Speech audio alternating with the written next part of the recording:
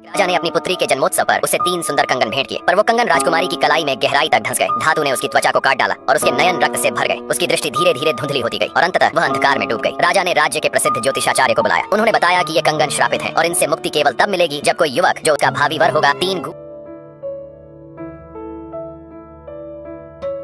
गूढ़ पहेलियों का उत्तर देगा, अन्यथा हर वर्ष चूड़ियां और कसती जाएंगी और वह 18 वर्ष की उम्र तक पीड़ा के बोझ तले पागल हो जाएगी। वर्ष बीते, राजकुमारी बड़ी हुई, परंतु उसकी कलाई में चूड़ियां अब हड्डियों तक धंस चुकी थीं। पीड़ा ने उसमें अद्भुत शक्तियां उत्पन्न कर दी, जैसे अतुलनीय बल, अचूक गति और दुर्लभ दृष्टि, मगर उसकी चेतना पर पागलपन की परछाइयां छाने लगी। राजा ने घोषणा की, जो युवक तीनों पहेलियों को हल करेगा वही राजकुमारी से विवाह करेगा और श्राप का अंत करेगा। कई वीर युवकों ने प्रयास किया, लेकिन सब असफल रहे और दंडित हुए। तभी एक अनजान युवक आया, नाम था आरव। वह एक उजागर नगर मालवगढ़ से था, जिसे सम्राट ने युद्ध में नष्ट कर दिया था। उसी युद्ध में आरव के माता पिता भी मारे गए थे। आरव को अपना अतीत स्मरण नहीं था, लेकिन जैसे ही उसने चूड़ियों को छुआ, सारी स्मृतियां लौट आईं। उसे झांत हुआ कि वह मालवगढ़ का युवराज था और ये चूड़ियां उसकी माता रानी के आभूषण थे, जिन्हें युद्ध के समय श्रापित कर दिया गया था। आरव ने प्रतियोगिता में भाग लिया। पहली पहेली का उत्तर समय पर नहीं दे पाया और उसे दंडित करने की तैयारी हो गई। तभी उसे अपनी माँ की कही बात याद आई, जब तक जीवन है आशा जीवित है। उसने जोर से पुकारा, आशा। उत्तर सही था, पहली चूड़ी खुल गई। दूसरी पहेली का उत्तर था रक्त। आरव ने ऐन वक्त पर उत्तर दिया और दूसरी चूड़ी भी समाप्त हो गई। तीसरी पहेली अब शेष थी। वह उत्तर देने ही वाला था कि पीड़ा और क्रोध से भरी राजकुमारी ने उसे तलवार से घायल कर दिया। आरव ने क्षीण स्वर में कहा, तुम्हारा नाम ही उत्तर है। राजकुमारी की आंखों से आंसू गिरे और आरव के सीने पर टपके। सौभाग्य से वह बच गया, घाव घातक नहीं था। उसी क्षण सम्राट का सेनापति विद्रोह करता है। वह चूड़ियों के टुकड़े उठाकर उनसे अपार शक्ति प्राप्त करता है और सब कुछ नष्ट करने लगता है। राजकुमारी अब एक दिव्य शक्ति से युक्त तलवार को जहरीले रक्त में डुबोती है और सेनापति का अंत कर देती है। चूड़ियां टूट जाती हैं और राजकुमारी को वर्षों बाद शांति प्राप्त होती है। एक आदमी चुपचाप मार्शल आर्ट सीखना चाहता था। उसने खुद ही बांस की छड़ियां लेकर अभ्यास शुरू कर दिया। उसे क्या पता था कि शुरू के कुछ वारों में ही उसका हाथ कट जाएगा और खून बहने लगेगा, लेकिन उसने दर्द को नजरअंदाज किया और रुकने की बजाय प्रैक्टिस जारी रखी। धीरे धीरे उसे समझ आया कि कुछ तो छूट रहा है। जब उसके सीनियर हाथों की तकनीक पर काम कर रहे थे, वे साथ में पैरों की भी ट्रेनिंग कर रहे थे। ये देखकर उसने भी दोनों हाथ पैर एक साथ चलाने की कोशिश की, लेकिन संतुलन बिगड़ गया और वह गिरते गिरते बचा। शुक्र था कि उसने पास की एक बांस की छड़ी पकड़ ली। उसने देखा कि सीनियर्स अपने पैरों में रस्सी बांधकर ट्रेनिंग कर रहे हैं। तभी उसके दिमाग में एक तरकीब आई। उसने भी बांस की पट्टियां लेकर अपने पैर बांध लिए। अब वह उनकी बराबरी में आने लगा, लेकिन तभी सीनियर्स ने लेग ट्रेनिंग और भी कठिन कर दी। उसने अपनी पट्टियां उतार दी और मजबूत बांस की छड़ियां ली। उन्हीं की नकल करते हुए उसने अपनी टांगों को और मजबूत बनाना शुरू किया। लगातार अभ्यास से उसकी टांगों की ताकत में काफी सुधार हुआ। इसके बाद उसकी नजर लकड़ी के डमी एरिया पर पड़ी। उसने छत पर बांस का ढांचा तैयार कर लिया ताकि वहां अभ्यास आसान हो सके। जब उसने देखा कि सीनियर्स उस डमी को घुमा घुमा कर प्रैक्टिस कर रहे हैं, तो उसने भी वैसा ही करने की कोशिश की, लेकिन एक गलती से वह टकराया और गिरने ही वाला था कि खुद को संभाल लिया। सीनियर्स ने डमी को और तेज घुमा दिया ताकि उसे चुनौती दी जा सके, लेकिन वह घबराया नहीं। उसने हाथों की चालें ध्यान से देखी और अभ्यास जारी रखा। इसी दौरान मास्टर वहां आ गए, लेकिन उसे इसका अंदाजा तक नहीं था, क्योंकि बांस की छत अभी पूरी नहीं बनी थी। मास्टर ने उसे ट्रेनिंग रूम में आने से मना कर दिया। उस आदमी ने कहा कि उसने जमीन को नहीं छुआ, इसलिए वो तकनीकी रूप से अंदर नहीं आया। मास्टर ने डमी को जोर से मारा। डमी तेजी से घूमी और वह लड़खड़ा गया। दूसरी बार मास्टर ने ऐसा मारा कि वह उड़कर बांस के ढांचे में जा गिरा। मास्टर के जाने के बाद वह फिर से चुपचाप अभ्यास करने लगा। तभी उसने देखा कि एक सीनियर गलती से चोटिल हो गया। वह इतना घबरा गया कि बांस की छड़ी हाथ से छूटते छूटते बची, लेकिन अब तक की ट्रेनिंग ने उसे इतना मजबूत बना दिया था कि वह तुरंत संभल गया। कुछ दिन बाद बांस की छत पूरी हो गई, लेकिन मास्टर ने उसे शिष्य बनाने से साफ मना कर दिया। उन्होंने कहा, छत तोड़ दो और अपने घर लौट जाओ। यह सुनकर वह गुस्से से भर गया। उसे लगा मास्टर ने वादा तोड़ा है तो वह क्यों माने। फिर दोनों के बीच मुकाबला हुआ। इस बार मास्टर की कोई भी चाल उस पर असर नहीं कर सकी। अब वह हर चीज में निपुण हो चुका था। तभी मास्टर ने बताया कि उसने जानबूझकर उसे छत बनाने को कहा था ताकि वह बिना किसी की नजर में आए मार्शल आर्ट सीख सके।